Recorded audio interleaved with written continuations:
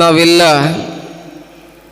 ಒಂದು 11 ದಿನಗಳ ಕಾಲ ಇವತ್ತಾಗಲಿ ಹೋಯ್ತು. Time and tide wait for none ಅಂತ ಹೇಳ್ತಾರಲ್ಲ, ಟೈಮ್ ನಮಗಾಗಿ ನಿಲ್ಲೋದಿಲ್ಲ. ಹೋಯ್ತು ಇವತ್ತೊಂದು ದಿವಸ. ಈಗಾಗಲೇ ವೇಳೆ 8:24.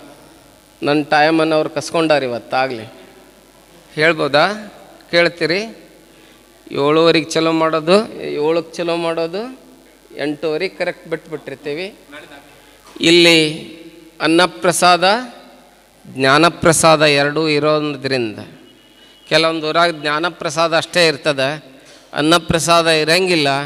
ಇಲ್ಲಿ ಏನಿದೆ ಅಂತ ಕೇಳಿದ್ರೆ ಅನ್ನ ಜ್ಞಾನ, ಹೊಟ್ಟೆ ನೆತ್ತಿ ಎರಡನ್ನು ತುಂಬಿಸುವಂಥ ಪರಂಪರೆಯನ್ನು ಹಾಕಿಕೊಟ್ಟವರು 107 ವರ್ಷದ ಹಿಂದೆ ಯಾರು ಅಂತ ಕೇಳಿದರೆ ಪೂಜ್ಯ ವೀರೇಶ್ವರ ಶರಣರು. ವೀರೇಶ್ವರ ಶರಣರು. ಬಹುಶಃ ನಿಮ್ಮನ್ನೆಲ್ಲ ನೋಡಿದಾಗ ನನಗೊಂದು ಕತೆ ನೆನಪು ಬರಾಕತ್ತದೆ. ಕತೆ ನೆನಪಿಗೆ ಬರ್ತದೆ. ಏನು ಕತೆ ಅಂತ ಕೇಳಿದರೆ, ಒಬ್ಬ ರಾಜ ಯುದ್ಧಕ್ಕೆ ಹೋಗಿದ್ದ. ಕೇಳಿಸ್ತೈತಲ್ಲ, ಹಮ್ಮಿಂಗ್ ಬರಂಗಿಲ್ಲ, ಅದಕ್ಕೆ ದೂರ ಮೈಕೆ ಒಂದು ಸ್ವಲ್ಪ ದೂರ ಇಟ್ಟಿದೆ. ಯುದ್ಧಕ್ಕೆ ಹೋಗಿದ್ದ, ಯುದ್ಧವನ್ನು ಗೆದ್ದ. ಭಾಳ ಸಲ ಸೋತಿದ್ದ, ಅವತ್ತ ಯುದ್ಧವನ್ನು ಗೆದ್ದು ರಾಜ್ಯಕ್ಕೆ ಬಂದ. ಏನು ಗೆದ್ದಿದ್ದ ಮಕ್ಕಳೇ? ಏನು ಗೆದ್ದಿದ್ದ? ಯುದ್ಧ ಗೆದ್ದಿದ್ದ. ನನ್ನ ಕಡೆ ಇರ್ತೀರಿಲ್ಲ, ನನ್ನ ಜೊತೆಗಿರ್ಬೇಕು ನೀವು. ಯುದ್ಧವನ್ನು ಗೆದ್ದು ರಾಜ್ಯಕ್ಕೆ ಬಂದ. ರಾಜ್ಯಕ್ಕೆ ಬಂದಾಗ ಪ್ರಜೆಗಳೆಲ್ಲ ಸೇರಿದ್ರು. ಅವನಿಗೇನು ಮಾಡಿದರು ಅಂತ ಕೇಳಿದ್ರೆ, ಅರಮನೆಗೆ ಬಂದ ಗುಟ್ಲೆ ಎದುರುಗಡೆ ಇವತ್ತು ಮುತ್ತಣ್ಣ ಅಂಗಡಿಯವರು ಬಂದ ಗುಟ್ಲೆ ಹಾರ ಏನೇನೋ ಹಾಕಿದರು. ಹಾಕಿ ನಮಗೆಲ್ಲ ಸ್ವಾಗತವನ್ನು ಕೋರಿದರು. ನಿಮ್ಮ ಸಮಿತಿಯವರು ಎಷ್ಟು ಸಂಸ್ಕಾರವಂತರದಾರ ಅಂತ ಕೇಳಿದ್ರೆ, ಅವ್ರು ನೋಡಿದಾಗ ನಾನಾ ತಲೆಬಾಗಿ ಕೈ ಮುಗಿಬೇಕು ಅನಿಸ್ಬಿಡ್ತೈತೆ. ಅವ್ರನ್ನೆಲ್ಲ ನೋಡಿದಾಗ ನಿಜವಾಗ್ಲೂ ಭಾಳ ಅದ್ಭುತ ವ್ಯಕ್ತಿತ್ವ ಇದೆ ಅವರಲ್ಲಿ. ಅದು ವೀರೇಶ್ವರ ಶರಣರ ಪುಣ್ಯ. ವೀರೇಶ್ವರ ಶರಣರ ಪುಣ್ಯ. ಬೀಜ ಹೆಂಗಿರ್ತದಲ್ಲ, ಗಿಡ ಹಂಗಿರ್ತದಂತ. ಕರು ತಾಯಿ ಹೆಂಗಿರ್ತದಲ್ಲ, ಕರು ಹಂಗಿರ್ತದಂತ. ಅಕ್ಕಿ ಹೆಂಗಿರ್ತದಲ್ಲ, ಅನ್ನ ಹಂಗಿರ್ತದಂತ. ನಾವು ರೇಷನ್ ಅಕ್ಕಿ ಹಾಕಿ ಬಾಸುಮತಿ ಅನ್ನ ಆಗಂದ್ರೆ ಹೆಂಗಾಗತ್ತದು? ಹೌದಲ್ಲ? ಅದಕ್ಕಾಗಿ ಭಾಳ ಅದ್ಭುತ ಅನ್ನಿಸ್ತು. ಅವ ಹೋಗಿದ್ನಲ್ಲ, ಯುದ್ಧಕ್ಕೆ ಹೋಗಿದ್ನಲ್ಲ. ತಂಗಿ ಸುಮ್ಮನೆ ಕೂತ್ಕೋಬೇಕು, ಗಲಾಟೆ ಮಾಡಬಾರ್ದು. ಯುದ್ಧಕ್ಕೆ ಹೋಗಿದ್ನಲ್ಲ, ಯುದ್ಧಕ್ಕೆ ಹೋದಾಗ ಗೆದ್ದು ಬಂದಲ್ಲ. ಗೆದ್ದು ಬಂದಾಗ ಅವನಿಗೆ ರಾಜನಿಗೆ ಎಲ್ಲ ಹಿಂಗೆ ವಿಭೂತಿ ಹಚ್ಚಿ ಕುಂಕುಮ ಹಚ್ಚಿ ಅವನಿಗೆ ಏನು ಎತ್ತಿರಲ್ಲ, ನೀವು ಇದು ಮಾಡಿರ್ತೀರಲ್ಲ, ಏನು ರೀ, ಆರತಿ ಮಾಡಿರ್ತೀರಿ, ಸೊಡಾರತಿ ಮಾಡಿರ್ತೀರಿ. ಅವನು ಏನೇನೋ ಮಾಡಿದ್ರು. ಒಟ್ಟು ರಾಜನ ಆಗಿದ್ದ, ಏನೆಲ್ಲವನ್ನು ಮಾಡಿದರು. ಒಳಗೆ ಕರ್ಕೊಂಡು ಬಂದರು. ಇವತ್ತು ನಮ್ಮ ರಾಜರು ಏನು ಮಾಡ್ಯಾರ? ವೈರಿ ರಾಜನನ್ನು ಗೆದ್ದಾರ. ಗೆದ್ದವನನ್ನು ಕೊಂದು ಬಂದಾರ, ರಾಜ್ಯವನ್ನು ಗೆದ್ದಾರ, ಸಿರಿ ಸಂಪತ್ತನ್ನು ತಂದಾರ. ನಮ್ಮ ರಾಜ ಗ್ರೇಟ್ ಅಂತ ಹೇಳಿ ಅವನನ್ನು ಸ್ವಾಗತ ಮಾಡಿದರು. ಎಲ್ಲರೂ ಭಾಳ ಅವನಿಗೆ ಹೊಗಳಿದ್ರು. ಏನೇನು ಹಾರ ತುರಾಯಿ ಏನೆಲ್ಲವನ್ನು ಹಾಕಿದರು. ಎಲ್ಲ ಆದ ಬಳಿಕ ಎಲ್ಲ ಪ್ರಜರು ಹೋದರು, ಮಂತ್ರಿ ಹೋದ, ಎಲ್ಲರೂ ಹೋದರು. ಹೋದ ಬಳಿಕ ಅರಮನೆಯ ಅಂತಃಪುರದಲ್ಲಿ ಯಾರ್ಯಾರು ಕುಂತಿದ್ರು ಅಂತ ಕೇಳಿದ್ರು. ಮಂಚದ ಮೇಲೆ ಯಾರ್ಯಾರು ಕುಂತಿದ್ರು? ರಾಣಿ ಮತ್ತು ರಾಜ ಕೂತ್ಕೊಂಡಿದ್ದ. ರಾಜ ಕೂತ್ಕೊಂಡಿದ್ರು. ತಂಗಿ, ತಂಗಿ ಗಲಾಟೆ ಮಾಡಬಾರ್ದು, ಒಟ್ಟ ಮಾಡಬಾರ್ದು. ಕುಂತಿದ್ರಲ್ಲ, ಕುಂತಾಗ ಕಾಂತಾ ಸಂಹಿತೆ ಅಂತ ಹೇಳ್ತಾರೆ. ಯಾರ ಮಾತು ಕೇಳಿಲ್ಲ ಅಂದ್ರೆ ಗಂಡು ಹೆಂಡತಿ ಮಾತು ಕೇಳ್ತಂತೆ. ನನಗೆ ಗೊತ್ತಿಲ್ಲ. ಆಕೆ ಕೇಳಾಕತ್ತಿದ್ಲು, ರಾಣಿ ಕೇಳಾಕತ್ತಿದ್ಲು. ಏನು ಕೇಳಾಕತ್ತಿದ್ಲು ಅಂತ ಕೇಳಿದ್ರೆ, ಯುದ್ಧ ಹೆಂಗೆ ಮಾಡಿದ್ರಿ ಅಂತ ಕೇಳಿದ್ಲು. ಕಡದೆ ಹೊಡೆದೆ ಅಂತಂದೆ ಹೇಳಾಕತ್ತಿದ್ದ. ಯುದ್ಧವನ್ನು ವರ್ಣನೆ ಮಾಡಾಕತ್ತಿದ್ದ. ವರ್ಣನೆ ಮಾಡ್ಕೊತ ಹೋದ. ಏನು ಮಾಡಿದ್ರಿ ಫಸ್ಟ್ ಯುದ್ಧ ಮಾಡ್ಬೇಕಾರೆ? ಮತ್ತೆ ಕೇಳಿದ್ಲಕ್ಕಿ ಹೆಂಡ್ತಿ. ಆಕಿಗೆ ಉತ್ಸಾಹ ಇದ್ಲಕ್ಕಿ, ಭಾಳ ಉತ್ಸಾಹ ಇತ್ತಕ್ಕಿ ಮನಸ್ಸು. ಕೇಳಿದ್ರಿ, ಹೆಂಗೆ ಯುದ್ಧ ಮಾಡಿದ್ರಿ? ಇವ ಅಂದ, ನಾ ಕೈ ಕಡ್ದೆ ಅಂದ. ಓ, ಕೈ ಕಡ್ದ್ರಿನ? ಮತ್ತೇನು ಕಡ್ದ್ರಿ? ಕಾಲು ಕಡ್ದೆ. ಹಾಂ, ಕೈ ಕಡ್ದೆ, ಕಾಲು ಕಡ್ದೆ, ಅದನ್ನು ಕಡ್ದೆ, ಇದನ್ನು ಕಡ್ದೆ, ಎಲ್ಲ ಕಡ್ದೀನಿ ಅಂತ ಹೇಳಿದವ. ಹಂಗಾರೆ ಕುತ್ತಿಗೆ ಯಾವಾಗ ಕಡ್ದ್ರಿ ಅಂತ ಕೇಳಿಲ್ಲ. ರಾಣಿ ಕೇಳಿದ್ಲು, ಕುತ್ತಿಗೆ ಯಾವಾಗ ಕಡ್ದಿರಿ ಅಂತ ಕೇಳಿದ್ಲು. ಕುತ್ತಿಗೆ ಯಾರ ಕಡ್ದು ಕೊಟ್ಟೋಗಿದ್ರು, ಆ ಬಳಿಕ ನಾ ಇದನ್ನೆಲ್ಲ ಕಡ್ದೆ ಅಂತ ಹೇಳಿದ್ನಂತೀವ. ಅರ್ಥ ಆಗಿರ್ಬೇಕಲ್ಲಿ. ಕುತ್ತಿಗೆ ಯಾರೋ ಕಡ್ದು ಬಿಟ್ಟಿದ್ರು, ಆ ಕಡ್ದ ಬಳಿಕ ಬಿದ್ದಿತ್ತು ಹೆಣ, ನಾ ಕೈ ಕಡ್ದೆ, ಕಾಲು ಕಡ್ದೆ, ಎಲ್ಲ ಕಡ್ದೆ ಅಂತಂದಂತೆ. ಯಾರು? ರಾಜ ಅಂದ. ಇವತ್ತು ನಾ ಈ ಕತೆ ನಿಮಗೆ ಯಾಕೆ ಹೇಳಿದೆ ಅಂತ ಕೇಳಿದ್ರೆ, ಇಲ್ಲೆಲ್ಲ ಕಡ್ದು ಹೋಗಿಬಿಟ್ಟಾರ. ದೊಡ್ಡ ದೊಡ್ಡವ್ರು ಬಂದು ಏನು ಮಾಡ್ಯಾರ? ಎಲ್ಲ ಕಡ್ದಾರ. ನನಗೆ ಒಂದೇ ಏನು ಬಿಟ್ರ ಅಂತ ಕೇಳಿದ್ರೆ ಕೈ ಕಡಿದು ಅಷ್ಟ ಬಿಟ್ರ. ಆ ರಾಜನ ಪರಿಸ್ಥಿತಿ ನನಗೂ ಆಗ್ಯದ. ಅಂದ್ರೆ ಅಷ್ಟಾಕೊಂಡ ನೀವೆಲ್ಲ ಕೇಳಿರಿ ಅಂತ, ಜ್ಞಾನಿಗಳದಿರಿ ಅಂತ. ಅರ್ಥ ಆಗೈತಿ ನಿಮಗೆ? ಹಂಗೆ ಒಂದು 11 ದಿನಗಳ ಕಾಲ ನಾವು ಇಲ್ಲೊಂದಿಷ್ಟು ವಿಚಾರಗಳನ್ನು ನೋಡ್ಕೊಂಡು ಬರಬೇಕಾಗ್ಯದ. ಒಂದು ಕಡೆ 12ನೇ ಶತಮಾನದ ಸಂತನಾಗಿರ್ತಕ್ಕಂಥ, ಶರಣನಾಗಿರ್ತಕ್ಕಂಥ ವೇಮಗಲ್ಲ ಹಂಪ ಅನ್ನುವಂಥ ಒಬ್ಬ ಶರಣಾಗಿ ಹೋಗ್ತಾನೆ. ಆ ಶರಣ ಹೇಳ್ತಾನೆ, ಹಡಗ ಹರಿಗೋಲ ನಂಬಿದಾತ, ಹಡಗ ಹರಿಗೋಲ ನಂಬಿದಾತ, ಕಡಲ ತೊರೆಯ ದಾಂಟನೇನಯ್ಯ, ಕಡಲ ತೊರೆಯ ದಾಂಟನೇನಯ್ಯ. ತನು ಖಡ್ಗವ ಪಿಡಿದು ಕಾಳಗವ ಮಾಡಿದವರು ರಣರಂಗವ ಗೆಲ್ಲರೇನಯ್ಯ, ರಣರಂಗವ ಗೆಲ್ಲರೇನಯ್ಯ. ಗುರುವ ನೆರೆ ನಂಬಿದುವುದು ಈ ಭವವ ದಾಂಟರೇನಯ್ಯ, ಗುರುವ ನೆರೆ ನಂಬಿದವರು ಈ ಭವವ ದಾಂಟರೇನಯ್ಯ, ದಾಂಟರೇನಯ್ಯ ಅಂತ ಕೇಳ್ತಾನವ. ನೋಡಿ, ಭಾಳ ಸುಂದರವಾಗಿ ಹೇಳ್ತಾನೆ. ಹಡಗ ಹರಿಗೋಲ ನಂಬಿದಾತ. ಒಂದು ಹಡಗಿನಲ್ಲಿ ಕುಂತಿರ್ತಾರೆ. ಹಡಗ ಎಲ್ಲೆಲ್ಲೂ ಹೋಗ್ತಾ ಇರ್ತದೆ, ಸಮುದ್ರದ ಈಚೆ ದಂಡೆಯಿಂದ ಆಚೆ ದಂಡೆಗೆ ಹೋಗ್ತಾ ಇರ್ತದೆ ಹಡಗ. ಆ ಹಡಗನ್ನು ನಂಬಿದಾತ ಅವ ಯಾಕೆ ಆ ತೊರೆಯನ್ನು ದಾಟೋದಿಲ್ಲ, ಸಮುದ್ರವನ್ನು ದಾಟೋದಿಲ್ಲ? ಹಡಗನ್ನಲ್ಲಿ ಕುಂತಿರ್ತಕ್ಕಂಥವನನ್ನು ಹಡಗ ಏನು ಮಾಡಿಸ್ತದ ಅಂತ ಕೇಳಿದರೆ, ಸಮುದ್ರವನ್ನು ದಾಟಿಸ್ತದ, ಸಮುದ್ರವನ್ನು ದಾಟಿಸ್ತದೆ. ಹಂಗೆ ಖಡ್ಗವನ್ನು ಹಿಡಿದಿರ್ತಕ್ಕಂಥವ, ಖಡ್ಗವನ್ನು ಹಿಡಿದಿರ್ತಕ್ಕಂಥವ ಕಾಳಗವನ್ನು ಗೆದ್ದೇ ಗೆಲ್ತಾನೆ. ಯಾಕೆ? ಅವನ ನಂಬಿಕೆ ಎಲ್ಲಿರ್ತದೆ ಅಂತ ಕೇಳಿದರೆ ಖಡ್ಗದ ಮೇಲಿರ್ತದೆ, ಖಡ್ಗದ ಮೇಲಿರ್ತದೆ. ಖಡ್ಗವನ್ನು ನಂಬಿ ಅವ ರಣರಂಗದಲ್ಲಿ ಏನು ಮಾಡ್ತಾನಂತ ಕೇಳಿದರೆ ಕಾಳಗವನ್ನು ಮಾಡ್ತಾ ಇದ್ದಾನೆ.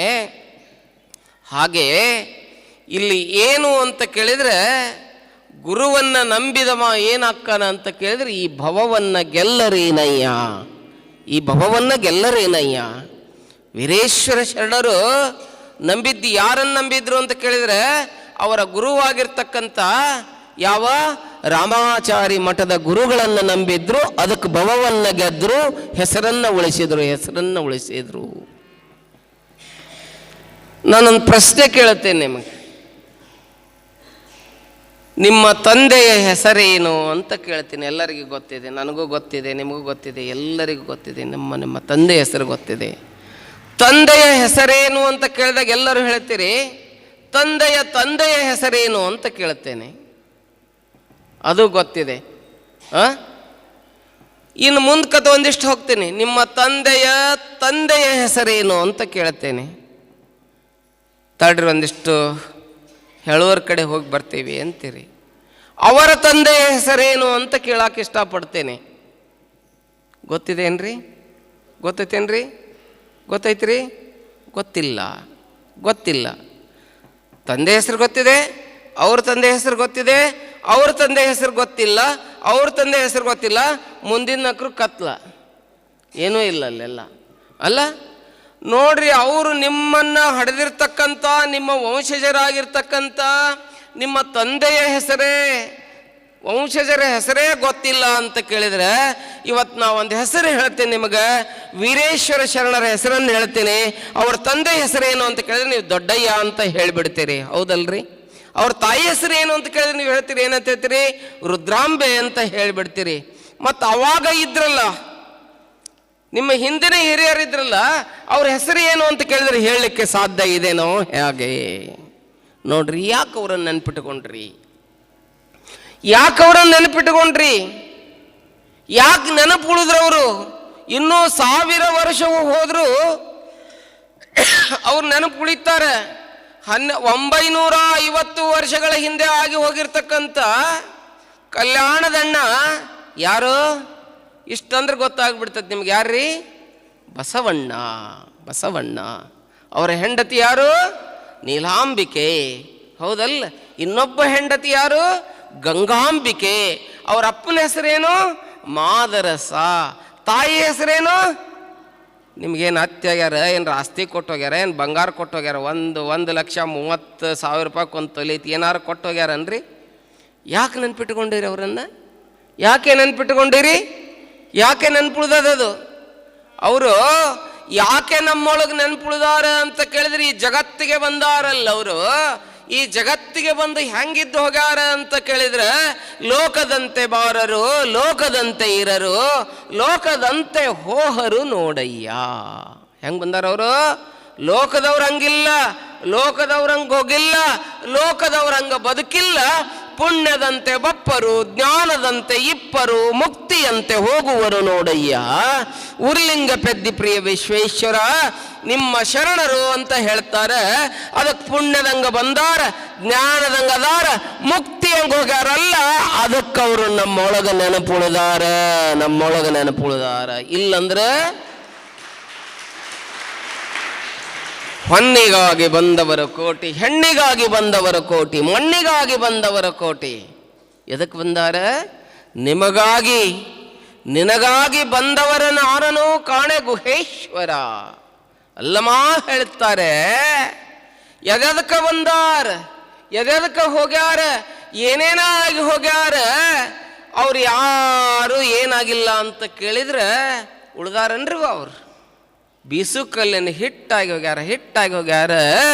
ಆದ್ರೆ ಗೆದ್ದವ್ರು ಯಾರು ಅಂತ ಕೇಳಿದ್ರೆ ರುದ್ರಂ ತಾಯಿಯವರು, ಗುರುದೇವಿ ತಾಯಿಯವರು, ವೀರೇಶ್ವರ ಶರಣರು. ಯಾಕಂತ ಕೇಳಿದ್ರೆ ಅವರು ಕೊಟ್ಟು ಹೋದಂಥ ಕೊಡುಗೆ, ಕಾಂಟ್ರಿಬ್ಯೂಷನ್ಸ್ ಟು ಹ್ಯೂಮನ್ ಬೀಯಿಂಗ್, ಮಾನವ ಜನಾಂಗಕ್ಕೆ ಕೊಟ್ಟು ಹೋಗಿರ್ತಕ್ಕಂಥ ಏನು ಸಂಸ್ಕಾರ ಕೊಟ್ಟು ಹೋದ್ರಲ್ಲ. ಇವತ್ತು ನಿಮ್ಮ ಹಣೆ ಮೇಲೆ ವಿಭೂತಿ ಐತೆ ಅಂತ ಕೇಳಿದ್ರೆ ಯಾರು ಕೊಟ್ಟು ಹೋಗ್ಯಾರ? ಅದನ್ನ ಯಾರು ಕೊಟ್ಟೋಗ್ಯಾರ? ಕೊಳ್ಳಾಗ ಲಿಂಗ ರುದ್ರಾಕ್ಷಿಗಳದಾವಂತ ಕೇಳಿದ್ರೆ ಯಾರು ಕೊಟ್ಟೋಗ್ಯಾರ? ಅದನ್ನ ಯಾರು ಕೊಟ್ಟೋಗ್ಯಾರ? ಕಂಠಿ ಮಠದ ಯಾರು? ದೊಡ್ಡಯ್ಯನವರ ಮಗನಾಗಿರ್ತಕ್ಕಂಥ ಯಾರು? ವೀರಯ್ಯನವರು ಅಂತ ಹೇಳಿ ನೆನಪು ಬರ್ತದೆ ನೋಡಿ. ಯಾಕೆ ಇದನ್ನೆಲ್ಲ ನೆನೆಸೋದು ಅಂತ ಕೇಳಿದ್ರೆ, ಒಮ್ಮೆ ಬದುಕು ಅನ್ನುವಂಥದ್ದು ಒಮ್ಮೆ ಇರ್ತದೆ.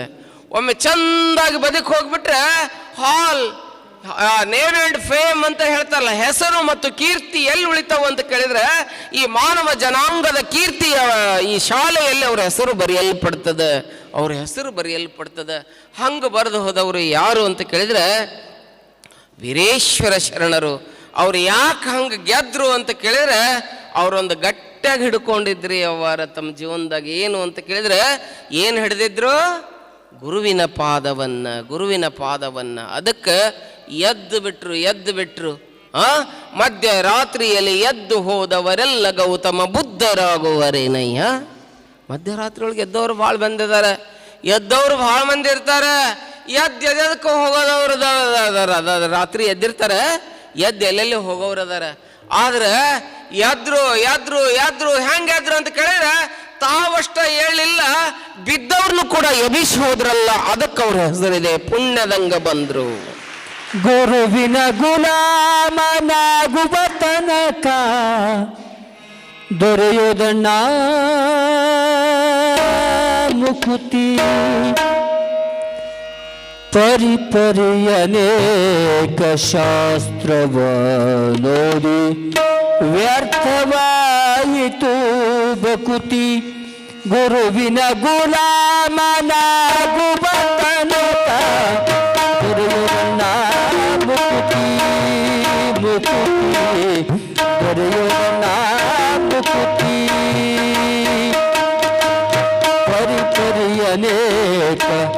ಶಾಸ್ತ್ರವನೋದಿ ವ್ಯರ್ಥವಾಯಿತು ಬಕುತಿ ಗುರುವಿನ ಗುಲಾಮನಾಗುವ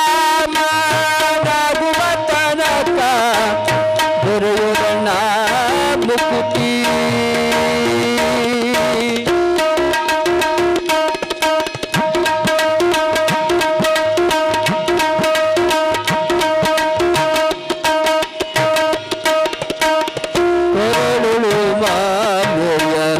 ಧರಿಸಿದರೇನು ಬೆರಳಲು ಜಪಮಣಿ ಎಣಿಸಿದರೇನು ಕೊರಳುಳು ಮಾಲೆಯ ಧರಿಸಿದರೇನು ಬೆರಳಲು ಜಪಮಣಿ ಎಣಿಸಿದರೇನು ಮರುಳನಂತೆ ಶರೀರಕ್ಕೆ ಬೂದಿ ಒರೆಸಿಕೊಂಡು ತಿರುಗಿದರೇನು ಗುರುವಿನ ಗುಲಾಮನಾಗುವ ತನಕ ದೊರೆಯುವುದನ್ನ ಮುಕುತಿ ದೊರೆಯುವುದನ್ನ ಮುಕುತಿ ದೊರೆಯುವುದನ್ನ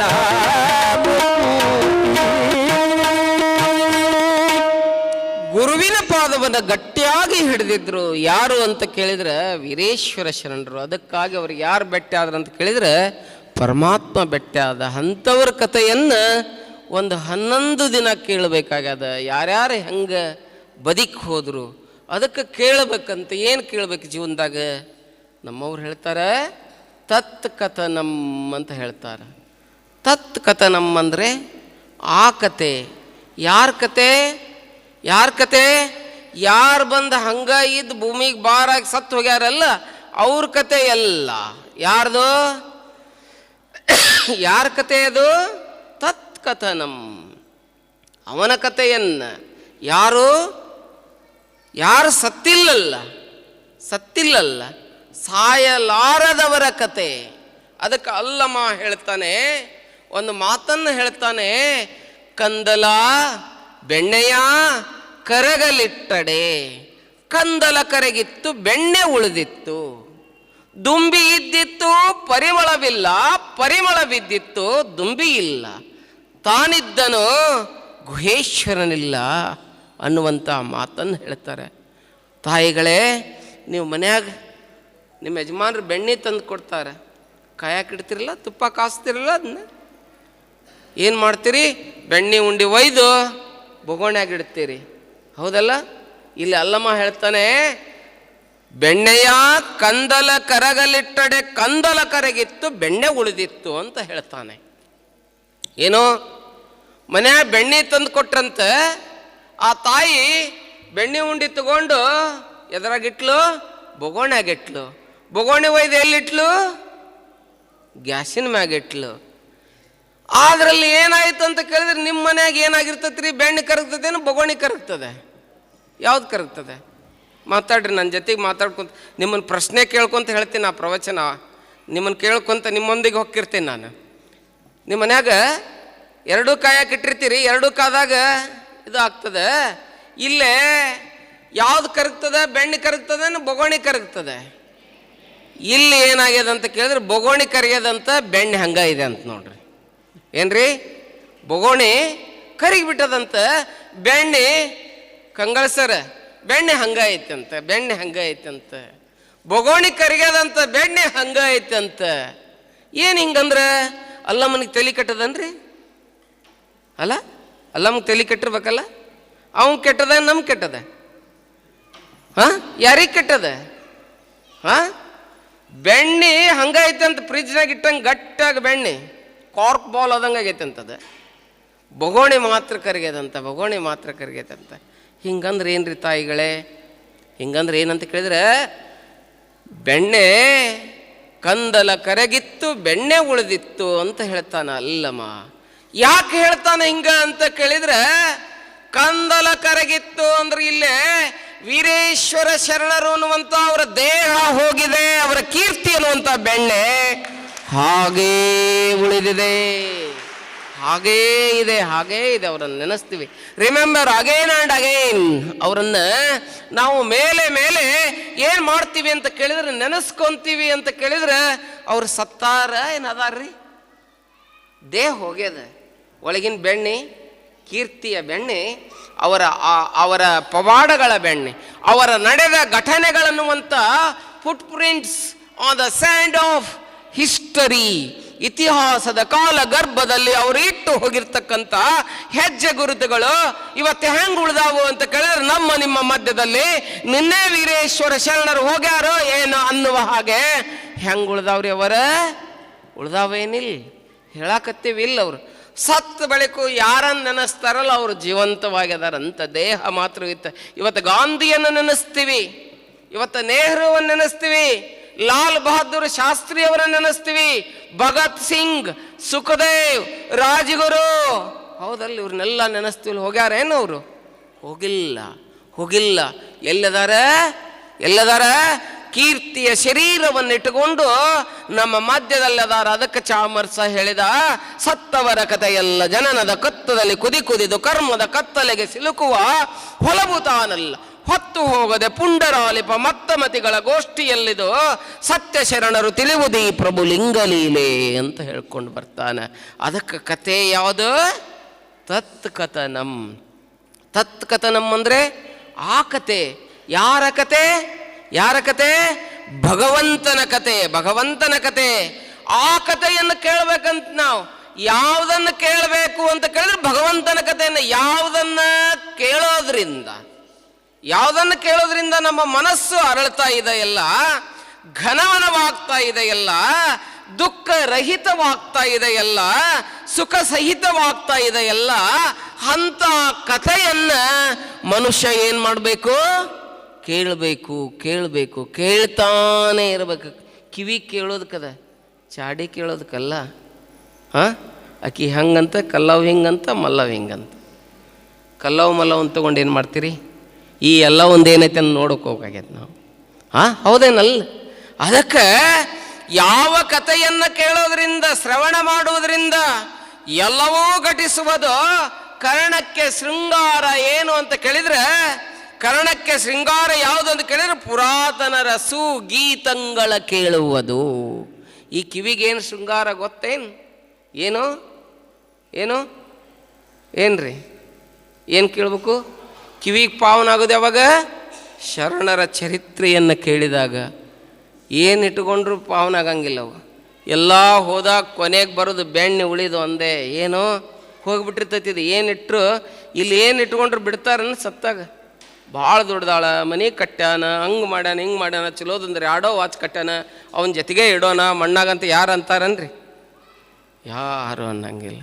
ಇನ್ನೂ ಹೋಗೋದು ಹೋಗಿರ್ತೈತಿ. ಸ್ಕೆಚ್ ಹಾಕೇ ಬಿಟ್ಟಿರ್ತಾರೆ. ಏನಂತೇಳಿ, ಯಾವ್ದು ತಗೋಬೇಕು, ಯಾವ್ದು ಬಿಡ್ಬೇಕು, ಏನು ಮಾಡ್ಬೇಕಂತೇಳಿ ನೋಡಿ. ಯಾವುದೂ ಬರೋದಿಲ್ಲ, ಯಾವುದೂ ನಮ್ಮೊಂದಿಗೆ ಬರೋಂಗಿಲ್ಲ, ಏನೂ ಬರೋದಿಲ್ಲ. ಬರೋದೊಂದೇ ಏನು ಅಂತ ಕೇಳಿದ್ರೆ, ಕೇಳಿದ ಕತೆ ಮಾಡಿದ ಪುಣ್ಯ ಮಾತ್ರ ನಮ್ಮೊಂದಿಗೆ ಬರ್ತದೆ ಎನ್ನುವಂಥದ್ದು ಬಹಳ ಮಹತ್ವಪೂರ್ಣವಾಗಿರುವಂಥದ್ದು ಬಂಧುಗಳೇ. ಅದಕ್ಕೆ ಯಾಕೆ ಕರ್ಣಕ್ಕೆ ಶೃಂಗಾರ ಯಾವುದು ಅಂತ ಕೇಳಿದ್ರೆ, ಪುರಾತನರ ಸುಗೀತಂಗಳ ಕೇಳುವುದು. ಯಾಕೆ ಕೇಳಬೇಕು ಅವ್ರ ಗೀತಗಳನ್ನು? ಬಸವಣ್ಣ ಹೇಳ್ತಾರೆ ಒಂದು ಕಡೆ, ಜ್ಞಾನ ದೀಪ್ತಿಯ ಬೆಳಗುವ ತೈಲವಾವುದೆಂದಡೆ ಸದುಮಾನ್ಯರ ನುಡಿಗಡಣದಿಂದೊಸರುವ ಒಸರು ಅಂತ ಹೇಳ್ತಾನೆ. ಹೆಂಗೆ ನೀವು ದೀಪ ಹಚ್ಚಬೇಕಾದ್ರೆ ಅದಕ್ಕೇನು ಹಾಕ್ತೀರಿ? ಎಣ್ಣೆ ಹಾಕ್ತಿರಲ್ಲ. ಆ ಎಣ್ಣೆ ಹಾಕಿದಾಗ ದೀಪ ಹೆಂಗೆ ಬೆಳಗ್ತಾ ಇದೆ ಇಲ್ಲ, ಹಂಗೆ ಈ ಜೀವನ ಅನ್ನುವಂಥ ಜ್ಯೋತಿ ಬೆಳಗ್ಬೇಕಾದ್ರೆ ಅದಕ್ಕೆ ಯಾವ ಎಣ್ಣೆ ಹಾಕೋಬೇಕ್ರಿ? ಆಧ್ಯಾತ್ಮ ಅನ್ನುವಂಥ ತೈಲವನ್ನು ಹಾಕಿದಾಗ ಅದು ಪ್ರಖರವಾಗಿ ಬೆಳಗ್ತದೆ, ತುಪ್ಪದ ದೇವಿಗೆಯಂತೆ ಬೆಳಗ್ತದೆ. ಅದಕ್ಕೆ 11 ದಿನ ನಾವು ಒಂದಿಷ್ಟು ಹಾಕ್ಕೋಬೇಕಾಗ್ಯದ. ಏನ್ರಿ ಹಾಕ್ಕೋಬೇಕಾಗೈತೆ ಅಂದ್ಬಿಟ್ಲೆ ಮತ್ತೆ ಆ ಎಣ್ಣೆ ಹಾಕ್ಕೊಂಡ್ರಿ. ಎಣ್ಣೆ ಒಳಗೆ ಭಾಳ ಥರ ಅದಾವ. ಆ ಎಣ್ಣೆ ಹಾಕ್ಕೊಂಡ್ರೆ ಗಟ್ರದಂಡಿ, ಈ ಎಣ್ಣೆ ಹಾಕ್ಕೊಂಡ್ರೆ ಇಲ್ಲಿ ಬರ್ತೈತಿ. ಹೇಳ್ತಾರಲ್ಲ, ಕಡೆಗೀಲಿಲ್ಲದ ಬಂಡಿ ಹೊಡೆಗೆಡೆ ಉದ ಮಾಡ್ಬುದೇ, ಕಡೆಗೀಲು ಬಂಡಿಗಾಧಾರ, ಕಡುದರ್ಪವೇರಿದ ಒಡಲೆಂಬ ಬಂಡಿಗೆ. ಕೇಳ್ತಾರೆ, ಏನು ಹಾಕ್ಕೋಬೇಕು? ಮೃಡ ಶರಣರ ನುಡಿಗಡಣವೇ ಕಡೆಗೀಲು ಕಾಣ ರಾಮನಾಥ ಅಂತ ಹೇಳ್ತಾರೆ. ಯಾವ ಕೀಲನ್ನು ಹಾಕ್ಕೋಬೇಕು? ಆ ಬಂಡಿ 1,00,000 ಕೊಟ್ಟು ತಂದೀರಿ, ಅದಕ್ಕೆ ಕೀಲು ಹಾಕಿರಿ, ಆ ಬಂಡಿಗೆ 10 ರೂಪಾಯಿ ಕೀಲು ಹಾಕ್ಲಿಲ್ಲ ಅಂದ್ರೆ ನಿಮ್ಮ ಎಳ್ಳ ಮಾಸಿ ಚರಗ ಇಲ್ಲೇ ಅಕ್ಷಾಗ ಚೆಲ್ಲಾಡ್ಬಿಡ್ತದೆ. ಅದಕ್ಕೆ ಹೊಲಕ್ಕೆ ಹೋಗಿ ಆ ಬಂಡಿ ಮುಟ್ಲಿ ಅಂತೇಳಿ ರೈತ 10 ರೂಪಾಯಿದ ಕೀಲ ಹಾಕ್ತಾನೆ. ಅದಕ್ಕೆ ಈ ದೇಹಾನು ಒಂದು ಬಂಡಿ ಅಂತ್ರಿ ಅವ್ವಾರ, ಇದು ಒಂದು ಬಂಡಿ ಹೌದಲ್ರಿ? ಹೌದಲ್? ಹೇಳ್ತಾನಲ್ಲಮ್ಮ, ಕಾಲುಗಳೆರಡು ಕಾಲುಗಳೆರಡು ಗಾಳಿ ಕಂಡಯ್ಯ, ದೇಹವು ತುಂಬಿದ ಬಾಡಿ ಕಂಡಯ್ಯ, ದೇಹವು ತುಂಬಿದ ಬಾಡಿ ಕಂಡಯ್ಯ, ಕಾಲುಗಳೆರಡು ಗಾಳಿ ಕಂಡಯ್ಯ, ಕಾಲುಗಳೆರಡು ಗಾಳಿ ಕಂಡಯ್ಯ.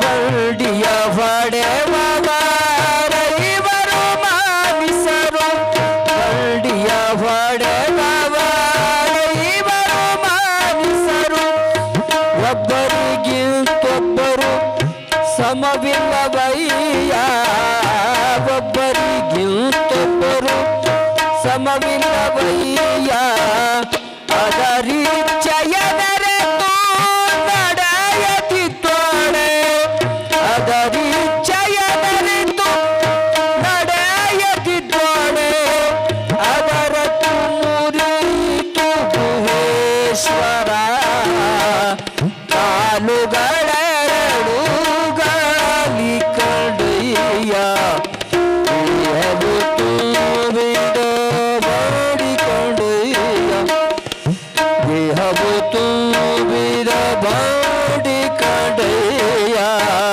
ಕಾಲುಗಳೆರಡು ಗಾಳಿ ಕಂಡಯ್ಯ, ಕಾಲುಗಳೆರಡು ಕಾಲುಗಳೆರಡು ಕಾಲುಗಳೆರಡು ಗಾಳಿ ಕಂಡಯ್ಯ. ಈ ಬಂಡಿ ಬಗ್ಗೆ ಯಾರ್ಯಾರು ಹೆಂಗೆ ಹೊಡೆದಾರ, ಬಂಡಿ ಎಲ್ಲೆಲ್ಲಿ ಹೋಗಿ ಮುಟ್ಟ್ಯಾವು, ಹೌದಲ್ರಿ? ನಾವು ಹೆಂಗೆ ಹೊಡಿಬೇಕು, ಎಂಥವು ಕಟ್ಟಬೇಕು, ನಾಳೆ ಮತ್ತು ಒಬ್ಬ ಶರಣನ ಚರಿತ್ರೆಯನ್ನು ನಾಳೆ ಅಕ್ಕ ಮಹಾದೇವಿ ಬಗ್ಗೆ ಒಂದಿಷ್ಟು ಹೆಂಗೆ ಅಕ್ಕ ಮಹಾದೇವಿ ಬದುಕಿದ್ಲು, ಯಾಕಂತ ಕೇಳಿದ್ರೆ ನಮ್ಮ ಅಕ್ಕನ ಬಳಗ ತಾಯಂದ್ರೆ ಭಾಳ ಮಂದಿ ಕುಂತೀರಿ. ನನಗೆ ನಿಮ್ಮನ್ನೆಲ್ಲ ನೋಡಿದಾಗ ಒಂದು ಏನೋ ಸಂಶಯ ಬರಾಕತ್ತದ. ಏನು ಸಂಶಯ ಬರಾಕತ್ತೈತೆ ಹೇಳ್ರಿ ವಾರ? ಒಂದು ವರ್ಷದ ಹಿಂದ್ರಿ ಕಂಗಳ ಸರ್, ಒಂದು ವರ್ಷದಿಂದ 2 ಲೈನಿನ ಪದ್ಯಕ್ಕೆ ಒಂದು ಸ್ಟೇಟ್ ಲೆವೆಲ್ ಅವಾರ್ಡ್ ಬಂದಿತ್ತು. ಮಕ್ಕಳೇ ಈ ಕಡೆ ನೋಡ್ರಿ, ಕಂಗಳ ಸರ್ ನೋಡ್ರಿ, ಇಲ್ಲ ಈ ಕಡೆ ಮತ್ತೆ ಆ ಕಡೆ ಹಾಕೊಳ್ತೀರಿ, ಇಲ್ಲಿ ನನ್ನ ನೋಡ್ರಿ. 2 ಲೈನಿನ ಪದ್ಯ ರೀ ಅದು, ಬರೀ 2 ಲೈನ್, ಒಂದು 7-8 ಶಬ್ದ ಇರುವಂಥದ್ದು. ಅದಕ್ಕೆ ರಾಜ್ಯ ಮಟ್ಟದ ಪ್ರಶಸ್ತಿ ಬಂತು. ನಿಮ್ಮನ್ನು ನೋಡಿದಾಗ ಅದು ನೆನಪು ಬರಾಕತ್ತೈತೆ ನನಗೆ. ಅದಕ್ಕೆ ಯಾಕೆ ರಾಜ್ಯ ಮಟ್ಟದ ಪ್ರಶಸ್ತಿ ಬಂತು ಅಂತ ಕೇಳಿದರೆ ಅದು ಅಷ್ಟು ಮಜಾ ಇದೆ ಪದ್ಯ. ಬರೀ 2 ಲೈನಿನ ಪದ್ಯ, ಸ್ಟೇಟ್ ಲೆವೆಲ್ ಅವಾರ್ಡ್ ಬಂತು ಅದಕ್ಕೆ. ಏನು ಪದ್ಯ ಅದು ನಿಮ್ಮನ್ನು ನೋಡಿದಾಗ ನಾನು ನೆನಪು ಬರಾಕತ್ತೈತಿ. ಏನು ಗೊತ್ತೇನ್ರಿ ಅದು? ನಮ್ಮ ಮನೆಯ ಟಿ ವಿ ಕೆಟ್ಟಿತು, ನಮ್ಮ ಬಾಳೆ ನೆಟ್ಟಗಾಯಿತು. ಕೇಳಿಲ್ಲ? ನಮ್ಮ ಮನೆಯ ಟಿ ವಿ ಕೆಟ್ಟಿತು, ನಮ್ಮ ಬಾಳೆ ನೆಟ್ಟಗಾಯ್ತು. ನಮ್ಮ ಗಂಡ್ಮಕ್ಳು ಭಾಳ ನಗಾಕತ್ತೀರಂದ್ರೆ ಏನಾಗೈತೆ ಅಂತ. ಹಾಂ ನೋಡ್ರಿ, ಇವತ್ತು ಟಿ ವಿ ಬಿಟ್ಟು ಬರೋದು ಭಾಳ ಕಷ್ಟ ಐತೆ ನಮ್ಮ ತಾಯಂದ್ರೆ.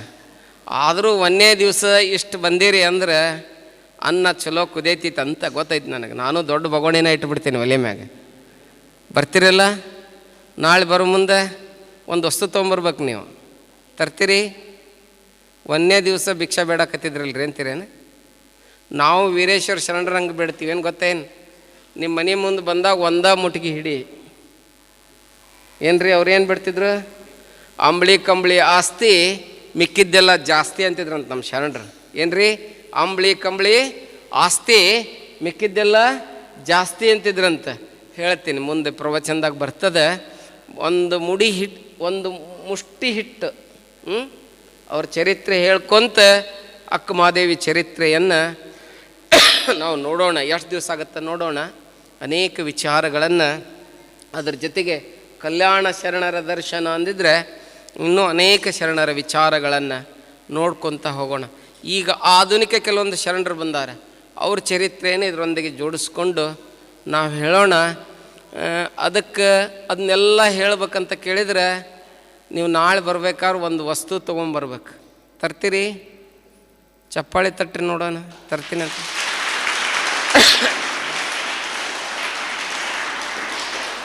ಏನು ತರ್ಬೇಕು? ಈಗ ಚಪ್ಪಾಳಿ ತಟ್ಟಿರಿ, ವೀರೇಶ್ವರ ಶರಣರ ಮುಂದೆ ಕುಂತು ಚಪ್ಪಾಳಿ ತಟ್ಟಿರಿ. ತರಲಿಲ್ಲ ಅಂದ್ರೆ ಹುಸಿ ಬೀಳ್ತೀರಿ. ಏನು ತರದು ಗೊತ್ತೇನ್ರಿ? ಟಿ ವಿ ನೋಡ್ಕೊಂತ ಕುಂತಿರ್ತಾರಲ್ಲ, ಕೈ ಹಿಡಿದು ಕರ್ಕೊಂಬರ್ಬೇಕು. ಅರ್ಥ ಆಯ್ತನ್ರಿ? ಇನ್ನೂ ಬರ್ಲಾರ್ದಾರ ಒಂದಿಷ್ಟು ಮಂದಿ ಕುಂತಾರ.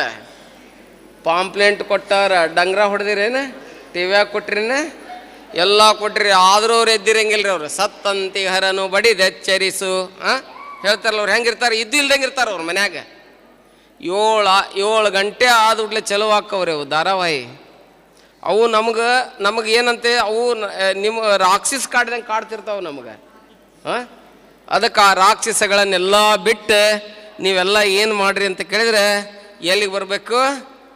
ಎಲ್ಲಿಗೆ ಬರ್ಬೇಕ್ರಿ ಅವರ? ಎಲ್ಲಿಗೆ ಬರ್ಬೇಕು? ನೀವೇ ಹೇಳ್ರಿ, ಎಲ್ಲಿಗೆ ಬರ್ಬೇಕ್ರಿ? ಎಲ್ಲಿಗ್ರಿ? ಜೋರಾಗಿ ಹೇಳ್ರಿ. ವೀರೇಶ್ವರ ಶರಣರ ಮಠಕ್ಕೆ 7 ಗಂಟೆಯಿಂದ 8:30 ಮಠ ಕರೆಕ್ಟ್ ಟೈಮ್ ಅಂದರೆ ಟೈಮ್ಗೆ ಬರ್ತೇನೆ ನಾನು. ಒಟ್ಟು ಲೇಟ್ ಮಾಡೋಂಗಿಲ್ಲ. ಅದಕ್ಕೆ ನಿಮ್ಮ ಯಾವ ಧಾರಾವಾಹಿಗೆ ನಾ ಅಡ್ಡ ಬರೋಂಗಿಲ್ಲ. ಒಟ್ಟು ಎಂದು ನಿಮ್ಗೆ ನಾನು ಅಡ್ಡ ಬರೋಂಗಿಲ್ಲ, ನಿಮ್ಗೇನು ಡಿಸ್ಟರ್ಬೆನ್ಸ್ ಮಾಡೋಂಗಿಲ್ಲ. ನಿಮ್ಮ ಟೈಮನ್ನು ಇನ್ನು 10 ದಿವಸ ನನಗೆ 7ರಿಂದ ಎಷ್ಟ್ರಿ 8:30 ಮಠ. 7ಕ್ಕೆ ಇವ್ರು ಬರ್ತಾರೆ, ಒಂದು ಅರ್ಧ ತಾಸು ಹಾಡ್ತಾರೆ. ಕರೆಕ್ಟ್ 8ಕ್ಕೆ ನಾ ವೇದಿಕೆಗೆ ಬರ್ತೀನಿ. 7:30ಯಿಂದ ನಾ ಕರೆಕ್ಟ್ ಬರ್ತೇನೆ. ಬಂದು 8:00ಗೆ ಮುಗಿಸಿಬಿಡ್ತೇವೆ. ನಿಮ್ಗೆ ಮುಂದೆ ಪ್ರಸಾದ ಇರ್ತದೆ. ಪ್ರಸಾದವನ್ನು ಮಾಡಿ ಹೋಗಕ್ಕೆ ಇವತ್ತೇನೋ ಮತ್ತು ಸ್ವಲ್ಪ ಏನೋ ಟೈಮ್ ಒಂದಿಷ್ಟು ಜಾಸ್ತಿ ತೊಗೋಬೇಕಾಯ್ತು. ತೊಗೊಂಡಿದ್ದೇವೆ. ಅದನ್ನೆಲ್ಲವನ್ನು ನಾಳಿನ ವಿಚಾರವನ್ನು ಮತ್ತೆ ನೋಡೋಣ.